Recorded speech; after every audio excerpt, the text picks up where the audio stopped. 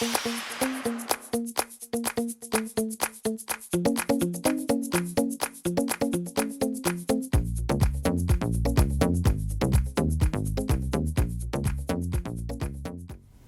it is great to see you. Actually, you have no idea how great it is to see you. After being sick for a week and out of commission and not being able to release a video last week, which I think is the first time that has ever happened since I've been on YouTube since April of 2014. So all in all, that's a pretty good stretch, but I do not like to be down and out. I am not a good sick patient, so it feels marvelous to be back in the swing of things, back in the game, and back here for you. But it's funny what happens when you're ill. Maybe this happens to you too. And I think it's because we have so much time to sit around and think because we're stuck in bed, fever, can't move. And just, the mind goes everywhere. It just, you think of thoughts, you think of things, your life flashes before your very eyes. All right, maybe not that dramatically, but it's an opportunity to think deep thoughts because it's quiet time that we don't generally afford ourselves. We don't have that kind of time to check out for a week and to sit into bed and sleep and rest and do all those things that a virus forces us to do. But it was during that time that my mind sort of went all over. And I kid you not, my life really did flash before my very eyes.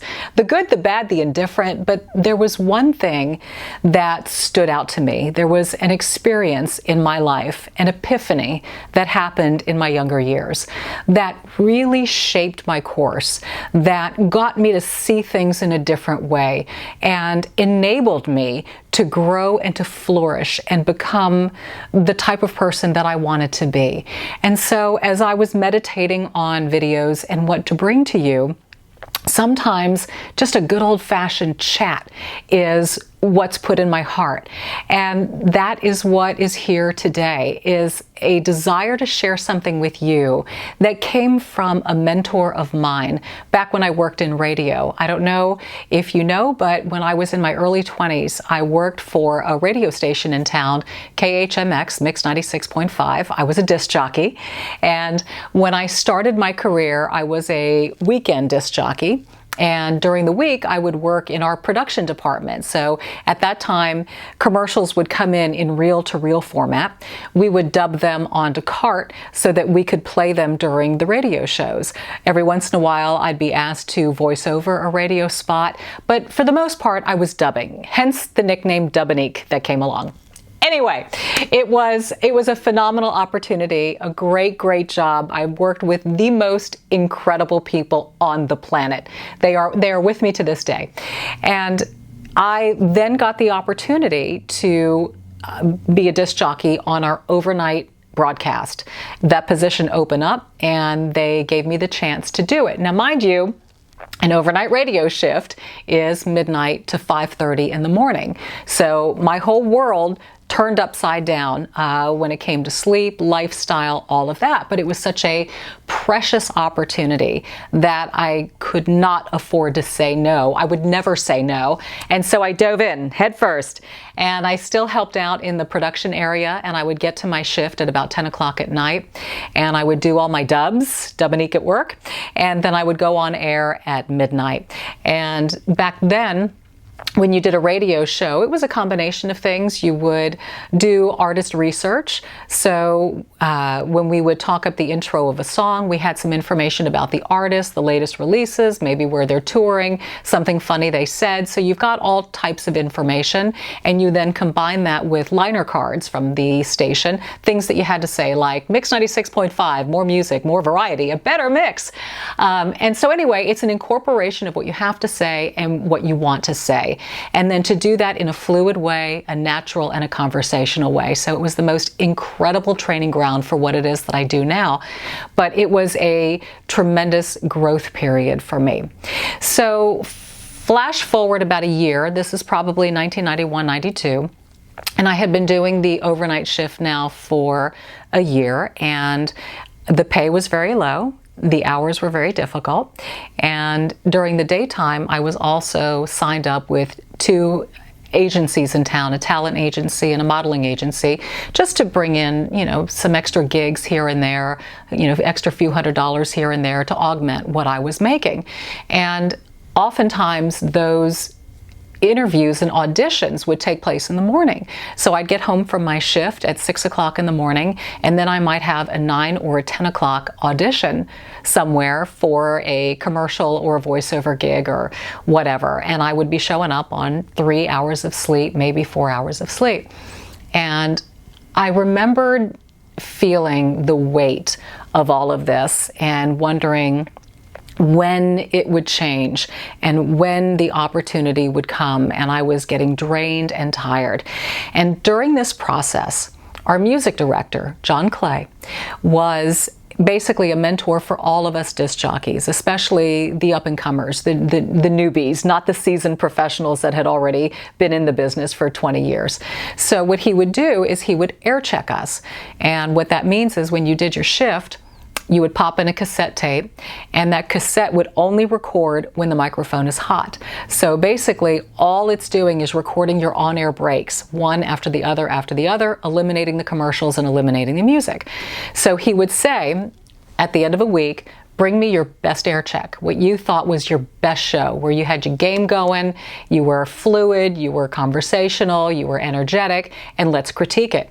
And his rule of thumb was he took a legal pad of paper and he would write no more than 1 page of constructive criticism, because he felt that that would be all that we could handle. There's no point in going beyond a page.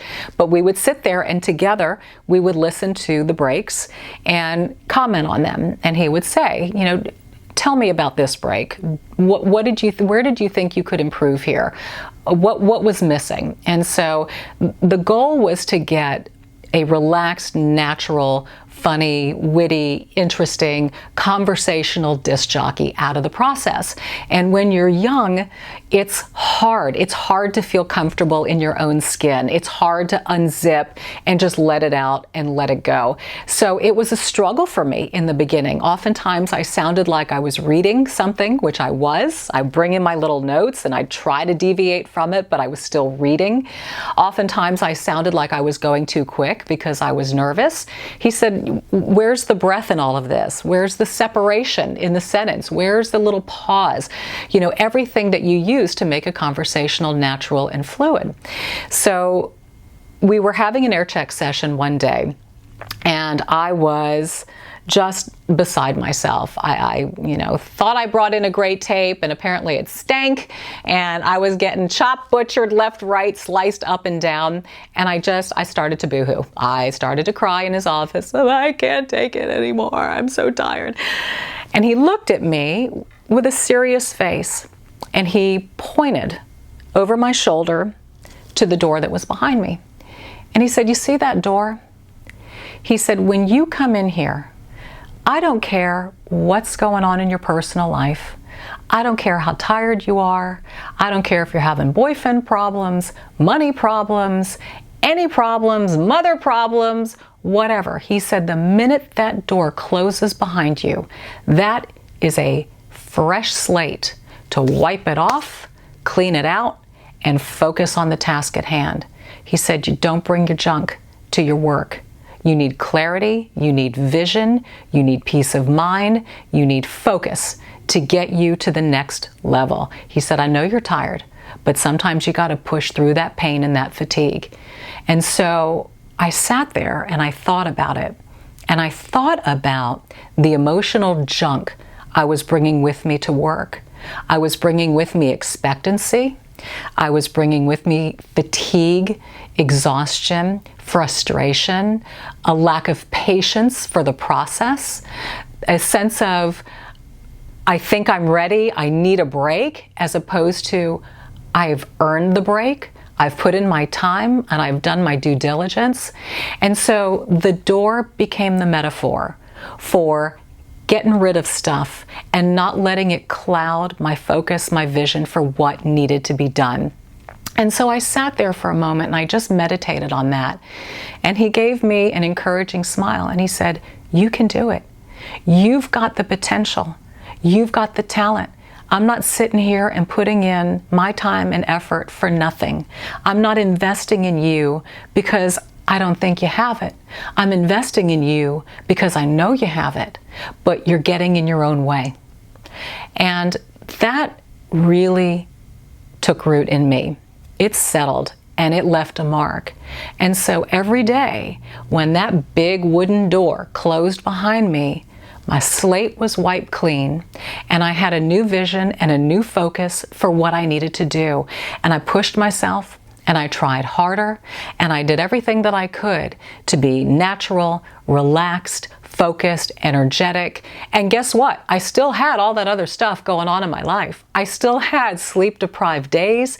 I still had auditions and rejections and not much of a social life and an on and off again boyfriend. I still had all of that.